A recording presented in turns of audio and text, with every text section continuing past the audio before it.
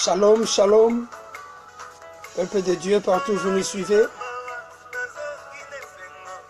Bonjour ou bonsoir, ça dépend au coin où vous êtes en train de suivre ce live. Nous sommes encore là cet après-midi pour continuer notre série des émissions d'encouragement. Aujourd'hui, Dieu a quelque chose qui va encore nous parler. Et notre thème, ça sera « Ils changeront d'avis, car tu es victorieux ». Tu es victorieux, mon frère, tu es victorieux, ma soeur. Et sur ce, ne crains rien. Savourons un peu la musique, savourons un peu la chanson. Nous pouvons déjà le partager pour inviter beaucoup d'autres frères et sœurs de nous suivre pendant ce temps. Savourons un peu la musique de notre bien-aimé homme de Dieu, pasteur Moïse Mbiye, qui nous dit que nous sommes des victorieux.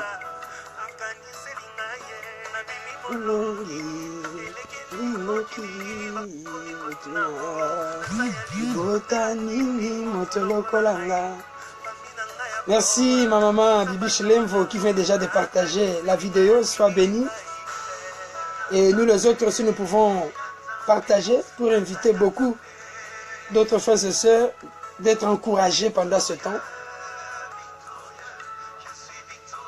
Savourons un peu la musique.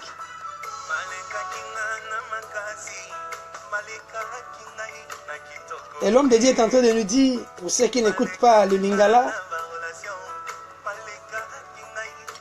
un homme qui n'avait rien, qui n'avait même pas les renommées ni les relations. Mais un jour, la grâce de Dieu a pu sonner dans sa vie et les choses ont changé. Et c'est ça que je vais dire à quelqu'un qui me suit en ce moment. Tu es victorieux, ne baisse pas les bras. Ce n'est pas ta famille qui compte. Ce n'est pas ton nom qui compte. Mais c'est Dieu là qui te connaît.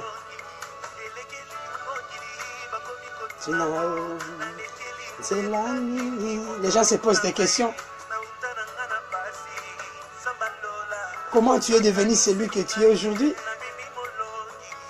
Toi aussi, on te posera la même question. Ne t'en fais pas. Ils changeront d'avis, car tu es victorieux. Tu es victorieux, ma sœur Niclette. Aussi ça, tu es victorieux. Ah!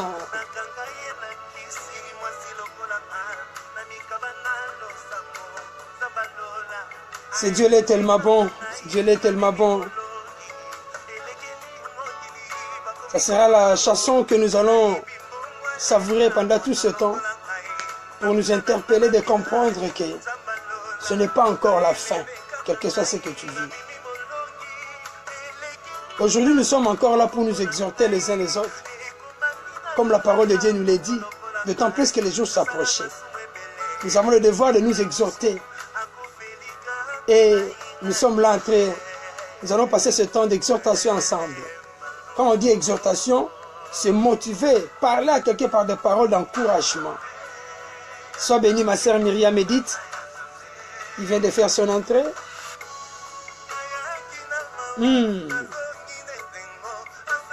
Quand tu viens devant ce Dieu avec des problèmes, tu vas rentrer toujours avec joie. Ce n'est pas parce que tu es extraordinaire, non. Parce qu'il t'aime. Son amour est là sur ta vie. Et il te dit que tu es victorieux. Tu es victorieux, ma soeur. Ne crains rien. Même si tu as des soucis, c'est Dieu-là est en mesure de faire encore de grandes choses. C'est ça que la chanson nous dit. Tu n'as rien de spécial. Mais seulement son amour est très puissant. Il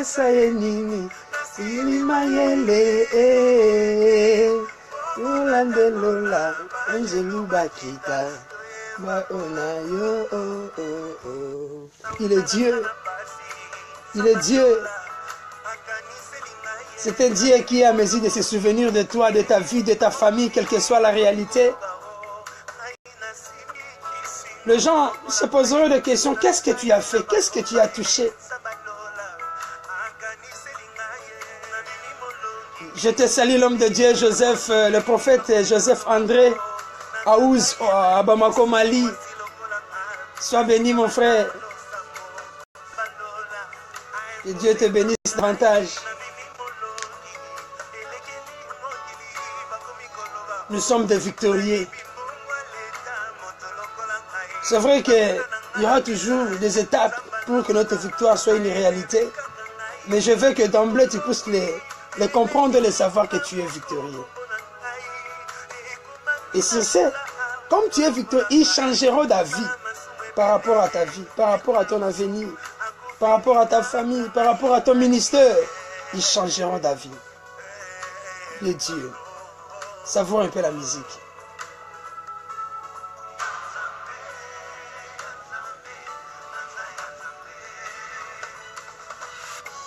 Tu appartiens à ces dieux-là. C'est seul lui qui peut te donner la joie pendant que tu viens avec une main de tristesse, de soucis, de problèmes. Il nous dit, venez à moi, vous tous qui êtes fatigués et chargés, et moi je vous donnerai du repos. Il est là pour te donner du repos. Et ce soir, ça dépend du coin où tu te trouves. Dieu aussi veut te donner du repos à travers ce temps d'encouragement, à travers ce temps d'exhortation. Dieu veut te donner du repos. Il est ton Dieu. Il n'y a rien de spécial que tu as, mais Dieu te connaît et Dieu t'aime. Et sur ce, il t'appelle que tu es victorieux. Sois béni, mon frère Ricky Boumi, Moto à Bamako, Mali. Sois béni.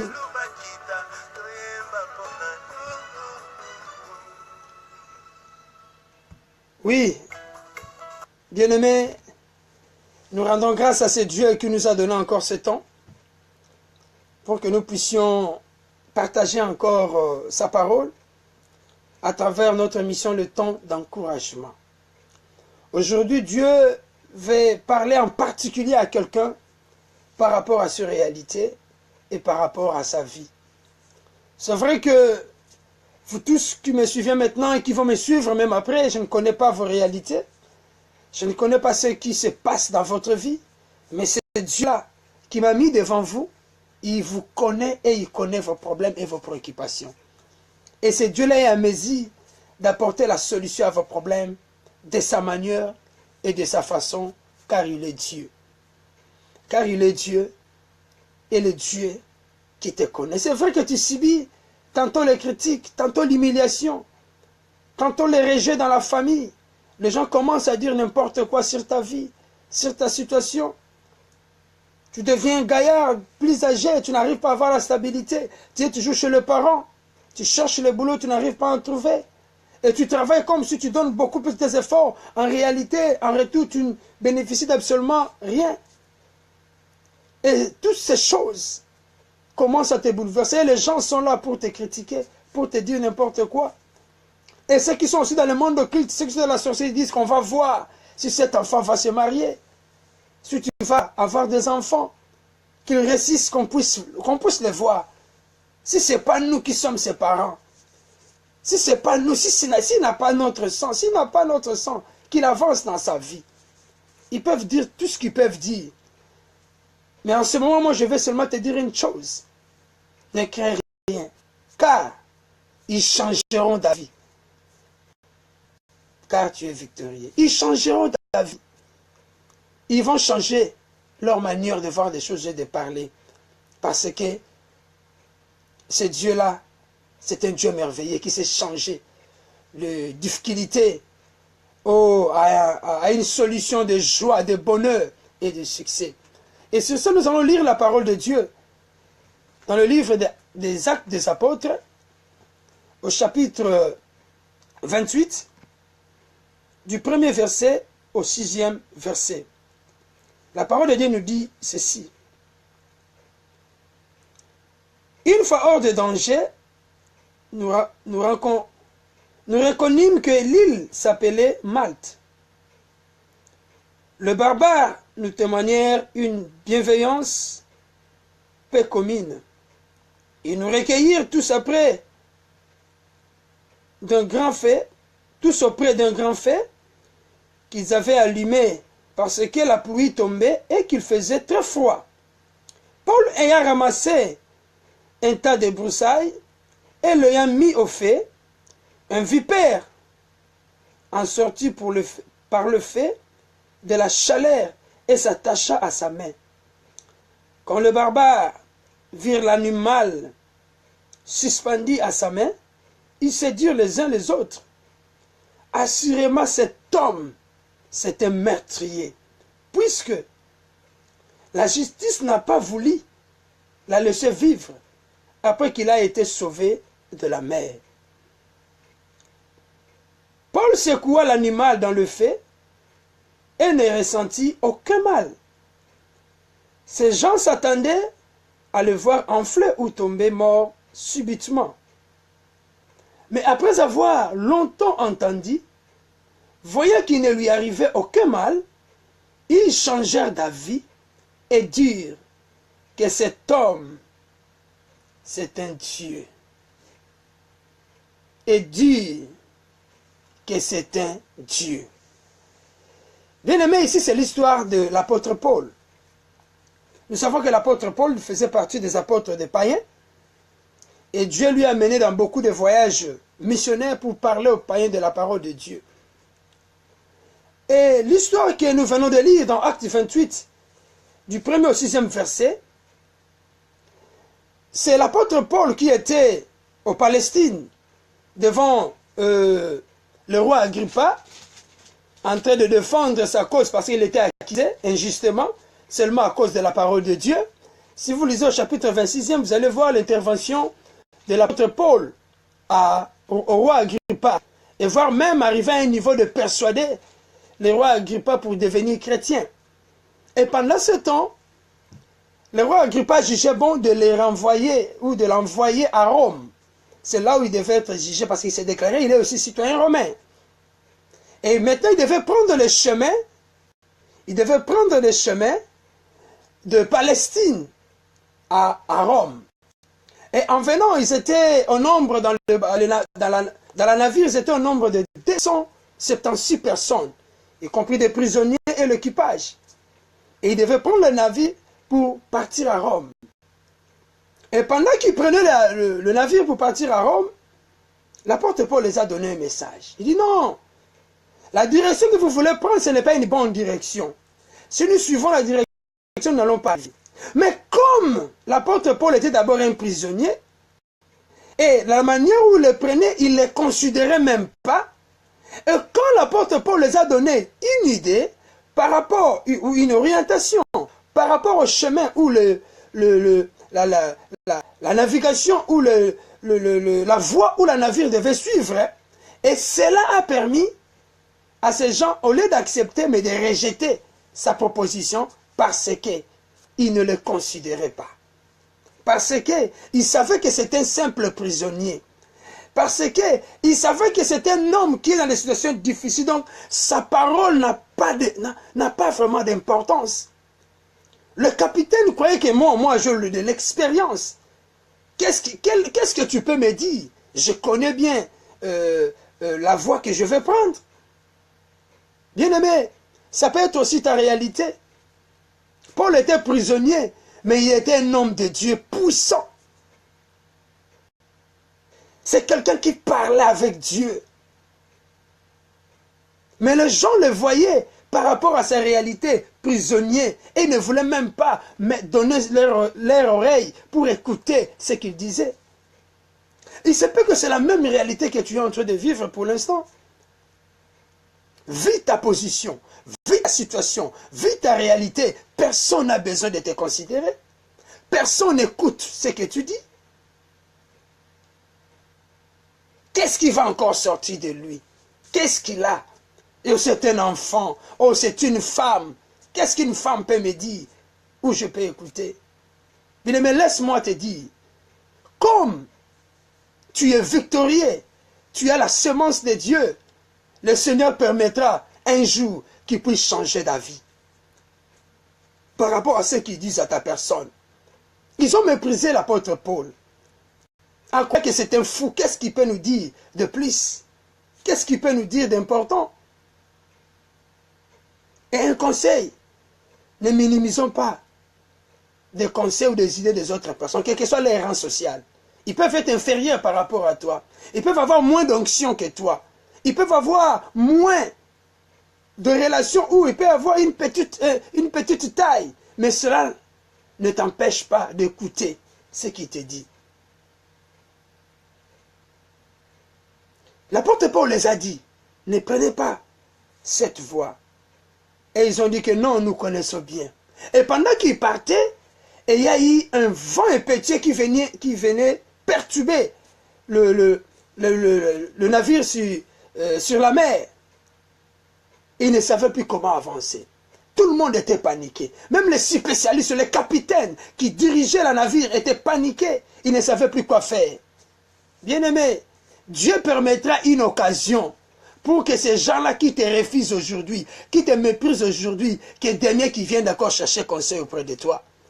Et c'est pour cela, je te demanderai de ne pas avoir la haine, la colère contre les gens qui te font du mal.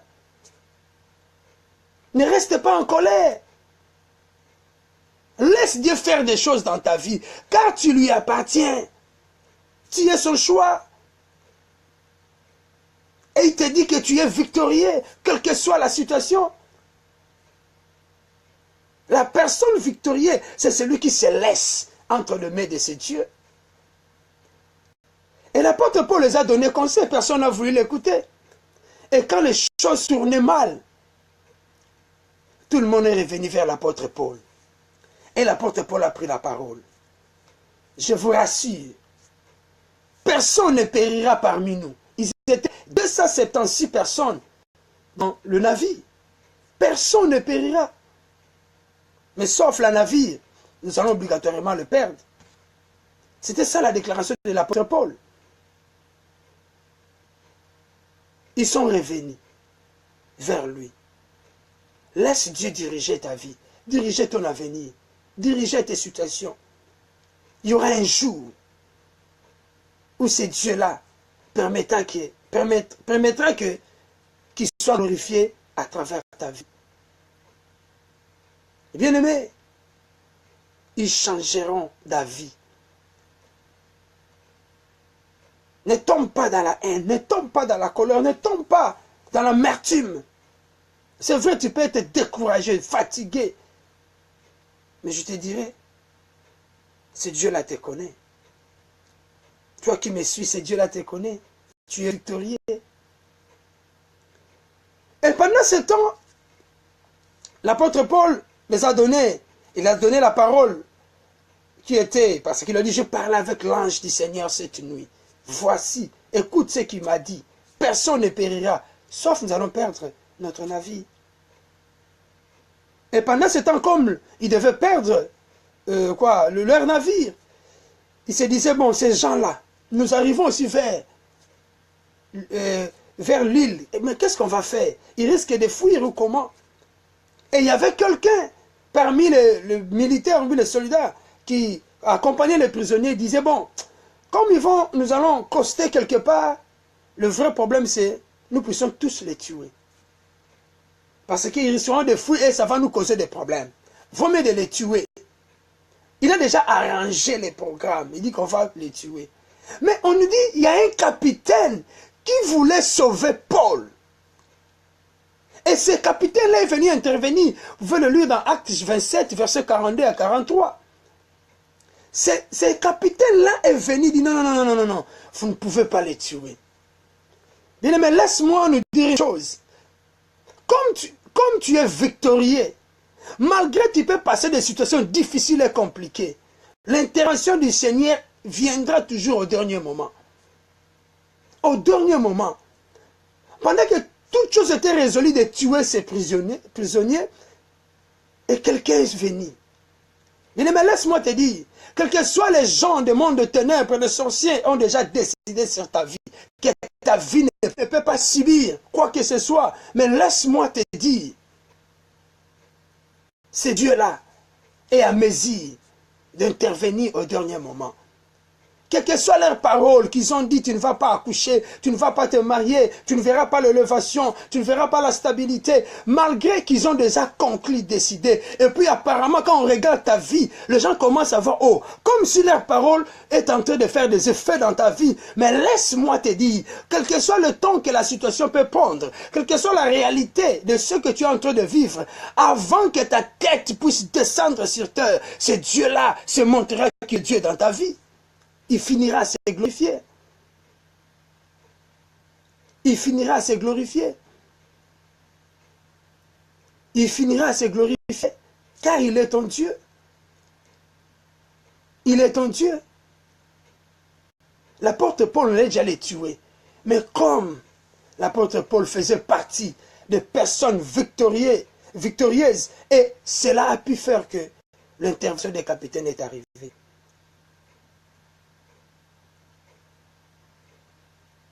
Si Dieu là te connaît, ne baisse pas les bras, quelle que soit la réalité. Ne promène pas le regard inquiet. Il est ton Dieu. Ne sois pas emporté par ce que les gens disent. Ce Dieu-là peut faire quelque chose dans ta vie. Ce Dieu-là est en mesure de changer ta situation. Il est en mesure de t'amener là où il veut que tu puisses arriver. Il est le Seigneur pour ta vie. Et quand ils ont costé, ils ont vu l'île, ils sont descendus. Et pendant qu'ils descendaient, ils trouvaient un peuple qui se trouvait dans cette île-là. On l'appelle le peuple barbare. On lui dit les barbares étaient là. Et les barbares les ont accueillis. Comme il faisait tellement froid, parce qu'il y a eu la pluie, ils devaient se chauffer. Et l'apôtre Paul, comme il aimait travailler, il est parti aussi chercher les broussailles. Il est parti chercher. La Bible nous dit ceci, au verset 3e. Paul lui a ramassé un tas de broussailles et l'ayant mis au feu, une vipère en sortit par le feu de la chaleur et s'attacha à sa main. Et pendant qu'il est parti chercher un peu de trucs pour mettre au feu, pour qu'il puisse encore se chauffer, et il y a eu quoi? Le vipère. C'est un serpent très dangereux. Quand il te morde, c'est fini. C'est question de minutes pour que tu puisses mourir. Quand il jette son venin, c'est question de minutes. Et tout le monde, quand ils ont vu ça, surtout les peuples barbares, ce sont des peuples païens qui ne connaissaient pas le Seigneur. Et voilà, écoute leur déclaration. Il dit ceci, au verset 4e. Quand les barbares virent l'animal suspendu à sa main, ils se dirent les uns aux autres, assurément, cet homme est un meurtrier, puisque la justice n'a pas voulu le laisser vivre après qu'il a été sauvé de la mer. Il dit que non, cet homme c'était meurtrier. Comment ça? La justice ne l'a pas laissé vivre. Quand on parle de la justice ici, ce n'est pas la justice que le tribunal donne. Et on nous dit, la justice, c'est un mot qui fait attendre une mythologie païenne. Donc c'était le dieu parmi les dieux des païens. Ils avaient un dieu au nom de justice. Il appelait justice. On dit que justice n'a pas voulu que Paul puisse vivre. Et quand ils ont vu ces choses, on dit certainement, cet homme est meurtrier. C'est vrai qu'il y a des choses qui passent dans ta vie. Et les gens peuvent se dire, qu'est-ce qui se passe? Comme c'était l'apôtre vous dit, oh, il est meurtrier. Les gens peuvent te juger. Les gens peuvent te critiquer. Les gens peuvent dire n'importe quoi sur ta vie. Laisse-moi te dire une chose. Quelque chose que les gens disent. Sache-le, toi tu es victorieux. Laisse-les dire ce qu'ils sont en train de dire. Quelle que soit la situation difficile que tu es en train de vivre en ce moment, les gens peuvent te qualifier. Ah, c'est toi-même, c'est la réalité, c'est ça, c'est ça. Mais laisse-moi te dire, ils changeront d'avis. Même le monde de ténèbres se lève contre ta vie. Ils disent que voilà, nous l'avons eu. Oh, on va les détruire, on va les tuer. Nous l'avons frappé par des accidents. Nous les frappons par la pauvreté. Nous les frappons par la stérilité. Nous les frappons par les échecs. Nous les frappons par le célibat. Nous les frappons par beaucoup d'autres choses. Mais laisse-moi te dire, toi tu es victorieux, car c'est Dieu la t'aime. Ils ont vu. Ils ont dit que, oh, justice ne l'a pas laissé. C'est ça qu'ils ont dit. Mais ils ne savaient pas si Dieu était en train de faire des choses dans sa vie pour qu'il puisse se glorifier lui-même. Ne te laisse pas emporter quand les gens te critiquent, quand les gens te méprisent, quand les gens te rejettent. Bien-aimé, ils changeront d'avis. Même si aujourd'hui tu n'as pas d'enfant, ils sont en train de dire n'importe quoi sur ta vie. Voilà cette femme à Melamilangi, comme on dit à Lingala. Laisse-moi te dire, ce Dieu-là se glorifiera dans ta vie. Ils le verront, ils changeront d'avis. On t'appelle aujourd'hui chômeur, laisse-le dire. Mais comprends que ce Dieu-là t'aime. Et toi, tu es victorieux. Et ce Dieu-là se glorifiera dans ta vie pour que cette victoire soit une réalité.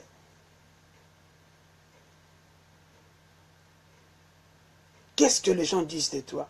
Comment est-ce que les gens te jugent? Ton ministère ne prospère pas. Ils disent n'importe quoi. Laisse-les. Chaque chose à son temps. Dieu finira à se glorifier. Ils changeront d'avis. Et qu'est-ce qui s'est passé? L'apôtre Paul a pris seulement la main. Il a secoué. Il a secoué sa main sur le feu et le serpent est tombé. Et sa main était toujours intacte. Et ces barbares, la Bible nous dit, ils ont changé d'avis. Qu'est-ce qui les a poussés à changer d'avis? Quand ils ont vu le Seigneur agir. Et c'est pour ça que la Bible nous dit, dans Psaume 23, et ma coupe déborde. Notre vie aura toujours deux ennemis. Les gens qui voudront toujours nous détruire, nous finir. Nous sommes nés dans des familles où il y a aussi beaucoup de la sorcellerie. L'autre ne veut pas le bonheur de l'autre. Ils veulent toujours notre destruction. Qu'ils puissent faire leurs incantations, qu'ils puissent faire toutes leurs cérémonies. Mais laisse-moi te dire, ils changeront d'avis. Car ce Dieu-là te dit, en ce jour tu es victorieux.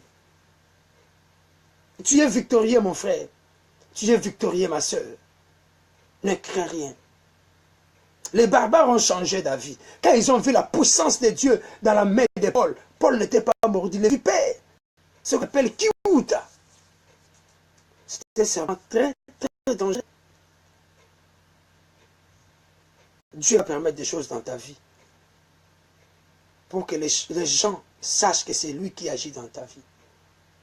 Et la Bible nous dit, nous sommes plus que vainqueurs par celui qui nous a aimés. Le Dieu qui nous a aimés nous dit que nous sommes plus que vainqueurs. Quelqu'un qui est plus que vainqueur, c'est quelqu'un qui est victorieux. Et tu ne peux pas être victorieux si tu ne rencontres pas de combats ou de difficultés. C'est à la fin de ces combats que les gens diront, voilà, c'est celui-là qui a vaincu.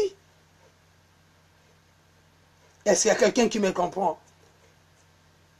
Il y a des événements qui passent dans ta vie. Ça fait partie de ton parcours pour atteindre ton élévation et pour voir ta victoire.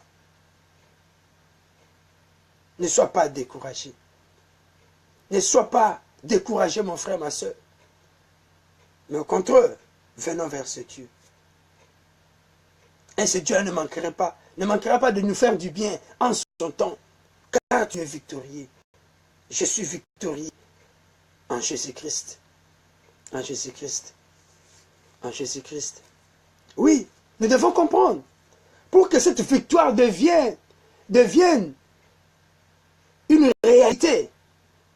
La première des choses, nous devons comprendre. Nous devons appartenir à Christ. Mais quand je parle tu es victorieux, c'est seulement les gens qui ont accepté Jésus-Christ dans leur vie comme Seigneur et Sauveur. Ce sont eux qui peuvent expérimenter l'intervention de Dieu dans leur vie. C'est seulement ces gens-là qui vont expérimenter l'intervention de Dieu dans leur vie.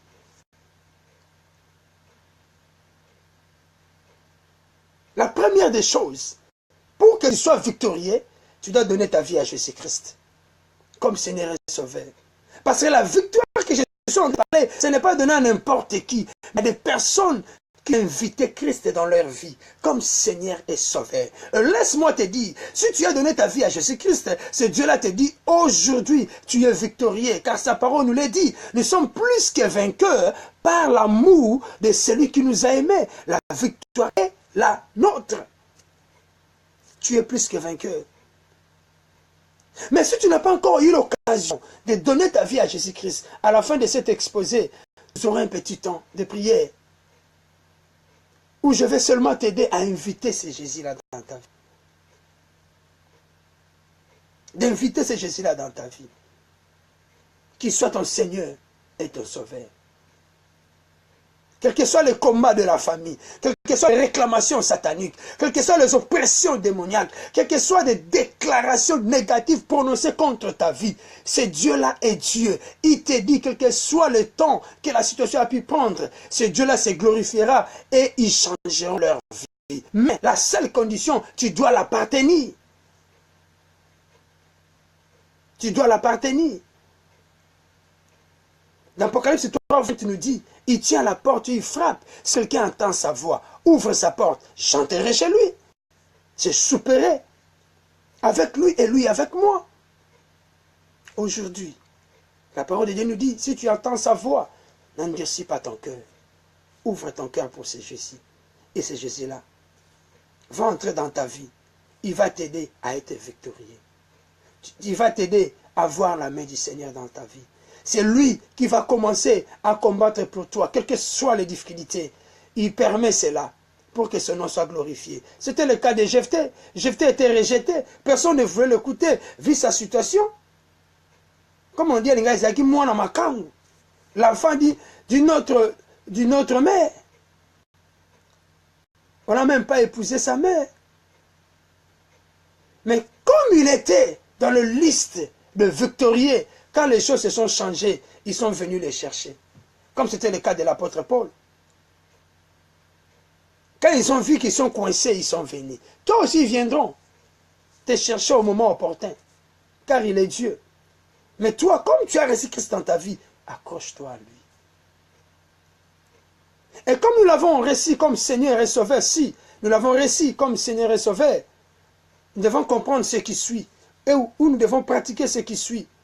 Rester dans la présence de Dieu dans la prière. Tu es victorieux, cela ne dit pas que tu dois négliger la prière. Non, tu es victorieux à travers Jésus-Christ et reste dans sa présence. Essaye de développer une vie de prière pour la gloire de son nom. Pour la gloire de son nom. Parce que la parole de Dieu nous le dit. Soyez patients dans l'affliction, mais persévérez dans la prière. Romains chapitre 12, verset 12. L'affliction sera toujours là. Les difficultés seront toujours là. Mais nous devons persévérer dans la prière pour voir la main du Seigneur. Et la deuxième des choses, pratiquons ce que j'appelle souvent la respiration spirituelle. Ne cherchons pas à garder des péchés non confessés à nous. Apprenons l'habitude de confesser nos péchés jour après jour. C'est pour cela que moi je déteste souvent quand les modérateurs disent nous devons confesser les péchés, nous devons commis toute la semaine du lundi au dimanche. Non, un enfant de Dieu confesse ses péchés jour après jour. Chaque jour. On ne peut pas garder des péchés toute une semaine. Bon, quand je vais à l'église, c'est là où je vais aller partir confesser. C'est comme les autres. Les voisins, ils attendent seulement une période pour venir confesser tous leurs péchés d'une année. Non, nous, ce n'est pas comme ça. Nous avons le privilège de venir devant ce Dieu à tout moment, exprimer nos cœurs, demander pardon au moment voulu. Chaque jour de notre vie. Chaque jour de notre vie. C'est très important. Les chrétiens n'accumulent pas le péché. Si j'ai commis le péché aujourd'hui, il faut aussi la bouteille. Aujourd'hui seulement je dois me repentir en face ou devant mon Dieu. Ne gardons pas de péché non confessés. Et la troisième des choses, ce que nous devons comprendre, pour que la victoire que le Seigneur nous promet soit une réalité, nous devons déclarer positivement, quel que soit le temps, quelles que soient les situations. Évitons d'avoir des paroles négatives. Parce que je le dis chaque fois, nos pensées affectent ou influencent nos paroles. Nos paroles influencent nos actes. Nos actes deviennent nos habitudes. Et nos habitudes deviennent notre comportement. Et notre comportement devient un caractère. Et si tu penses négativement, ça va influencer ta nature. Quelle que soit la réalité, confesse toujours positif. Crois à l'intervention de Dieu. Crois au miracle de Dieu. Crois aux solutions de Dieu. Crois à ce que le Seigneur peut faire. Car il est ton Dieu et il sait ce qu'il peut faire dans ta vie. Il te connaît tel que tu es. Tu es victorieux et ils changeront ta vie. Personne ne croyait, ne comprenait que Paul était un homme de Dieu. Personne ne le savait. On le voyait seulement prisonnier comme tous les autres prisonniers. Tout le monde te voit, oh, il est chômeur, il te voit chômeur comme tous les autres chômeurs. Non, tu n'es pas le chômeur comme tous les autres chômeurs. Toi, tu es un chômeur particulier.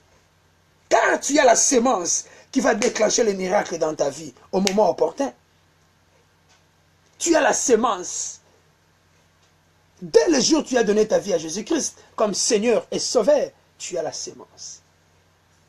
Déclarons des paroles positives.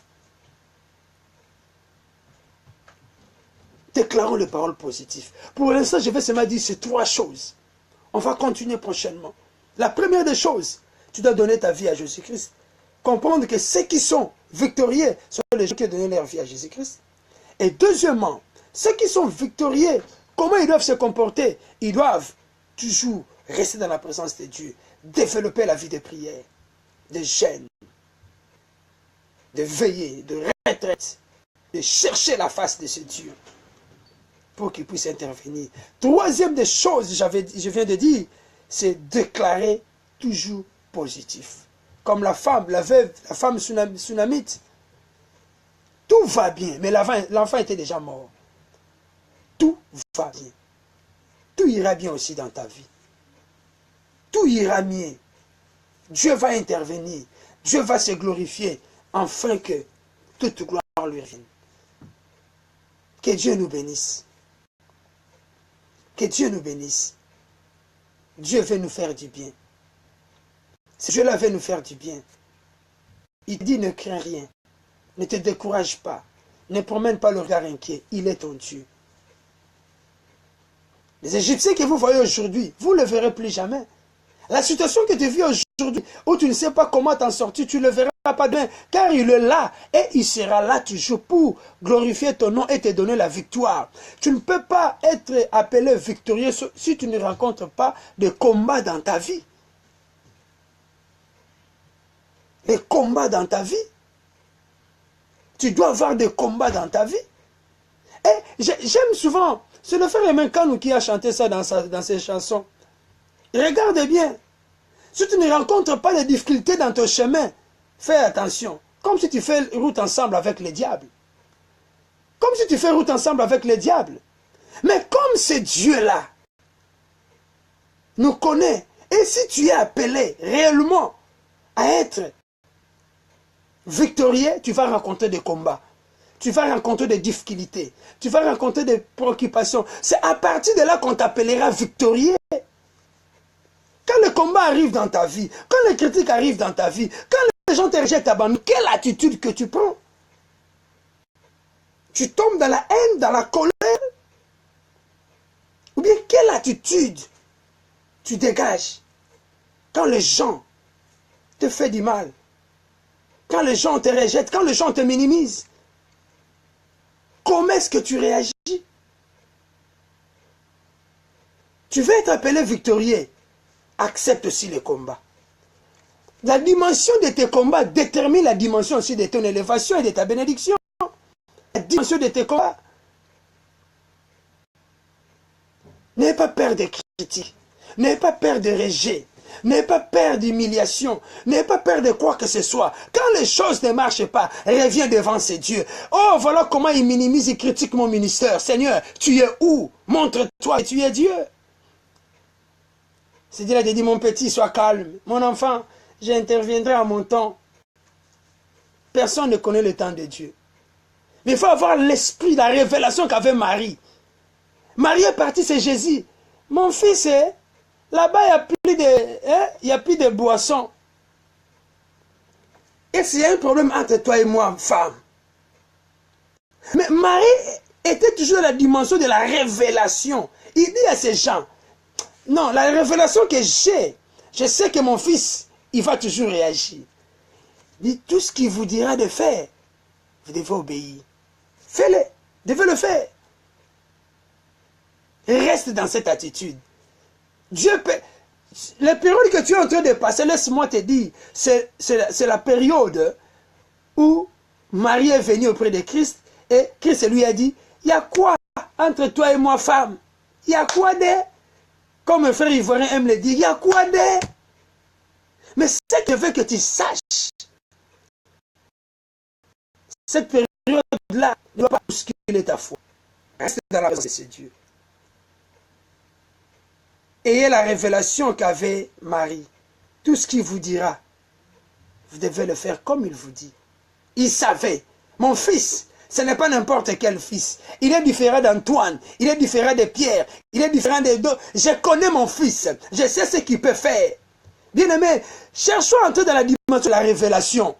Et ça serait une très bonne chose si nous entrons dans la dimension de la révélation. Devant des situations difficiles, accrochons-nous à ce Dieu. Accrochons-nous.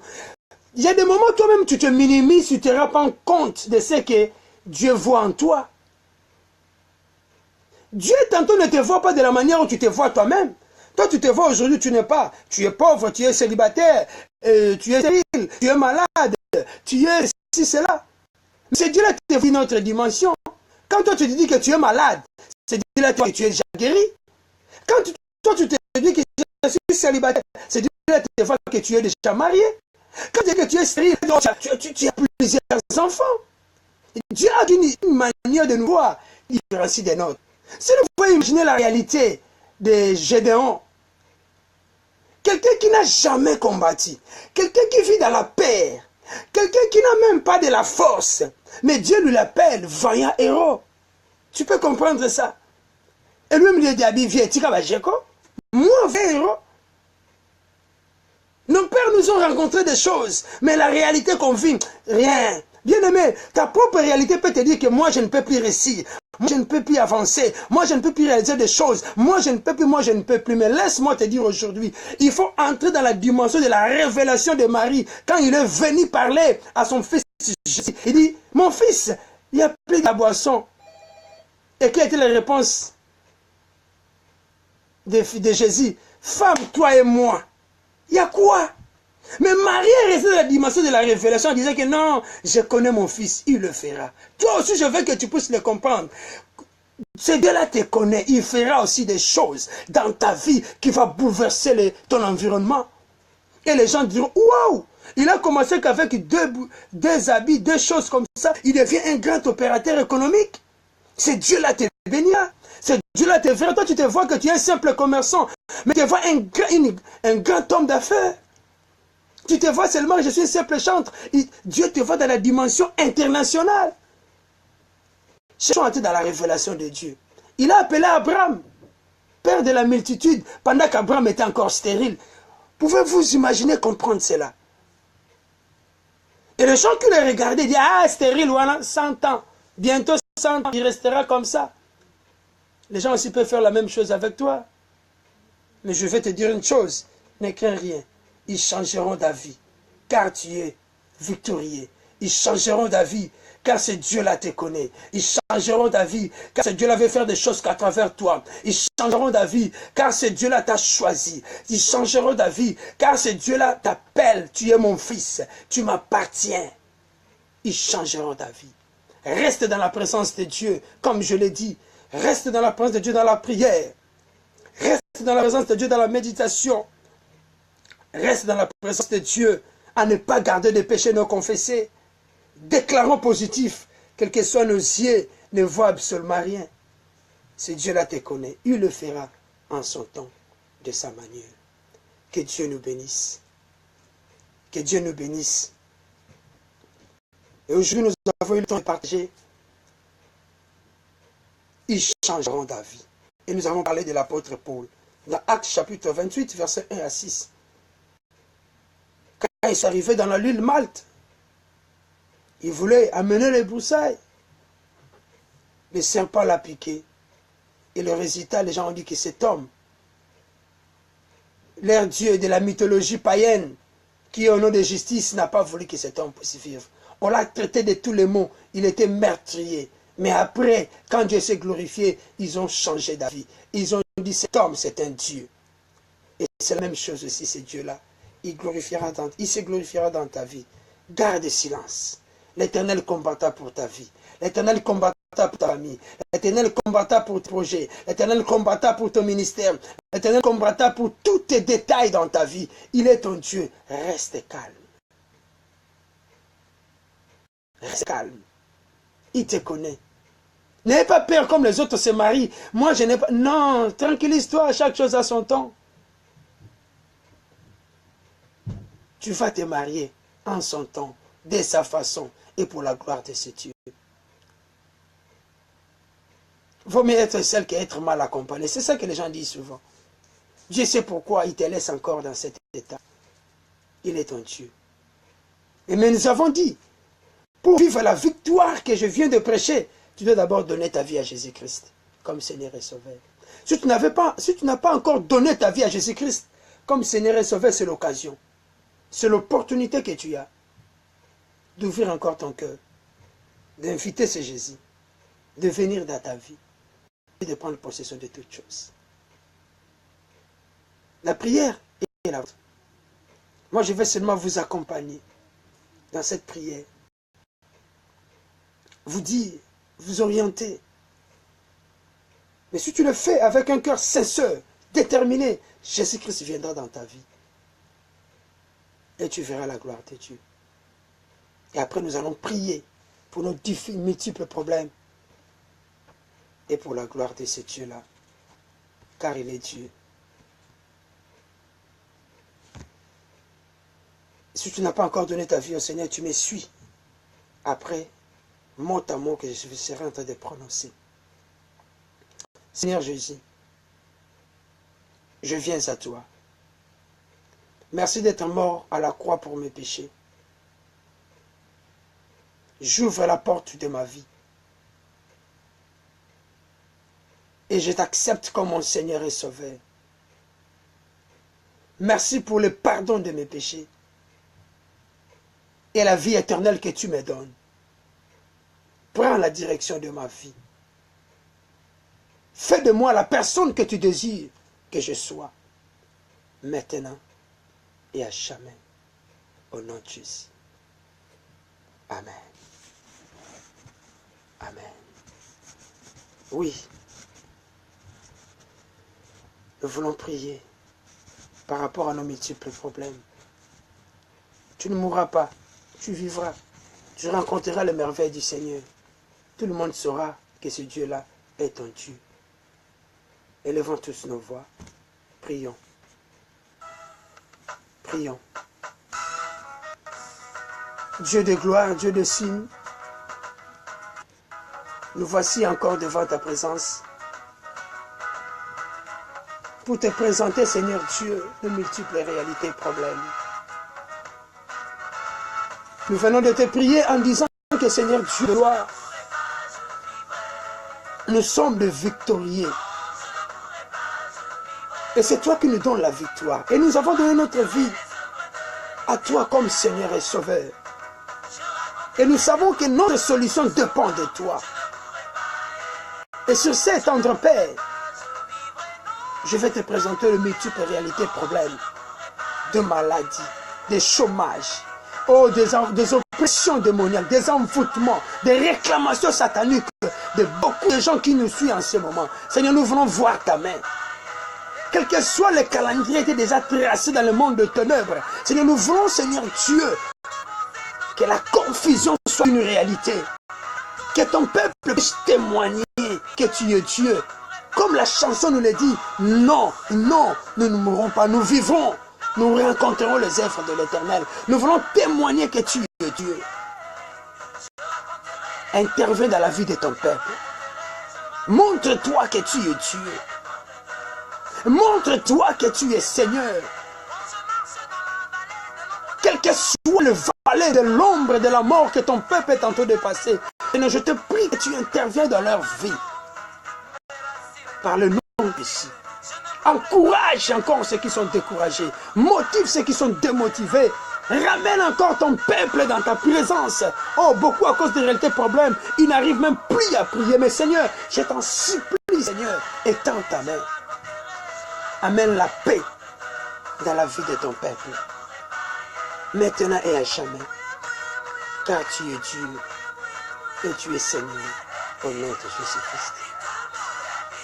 Amen. Oui, nous vous bénissons, nous vous bénissons, nous vous bénissons.